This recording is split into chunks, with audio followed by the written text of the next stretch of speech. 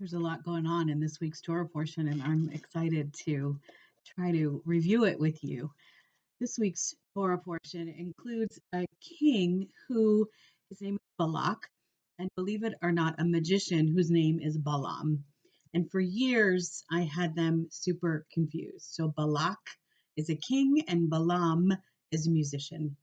Balak is very worried about the Israelites wandering through his territory, and he's concerned that his people are not going to make it with all of these Israelites coming through. So he turns to the magician Balaam and he says to Balaam, "You have to help me. You have to curse these Israelites."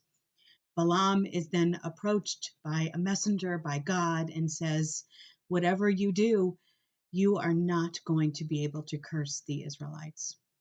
Balaam, however, says to himself, I'm getting paid by this king, and so I'm going to see what happens. So Balak takes him to one place overseeing the encampment of the Israelites, and lo and behold, the curses do not work. Balak, later on in the story, still frustrated, takes him to another place, and overseeing the Israelites, Balaam tries again. He really kind of wants this money, and it doesn't work again. And once again, Balak takes Balaam, and Balak wants Balaam to see what he is seeing, to see these thousands and thousands of people whom he is afraid of. And Balaam sees what Balak is seeing, all of these tents, all of these people who may or may not pose a threat to Balak. But Balaam sees something else as well. Balaam sees tent after tent after tent, and not one is facing their door into, or their flap, one into the other. They're all staggered, according to the medieval commentator Rashi. Not one door is facing into the other. They're all respecting each other's privacy, respecting each other's space.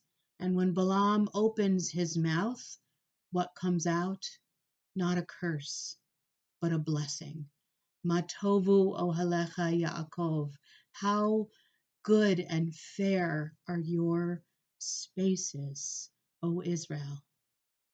Balaam has seen the Israelites from many, many different vantage points, and he has seen that the Israelites may seem a threat to Balak, but instead are teaching him a new way of seeing the world and are a blessing.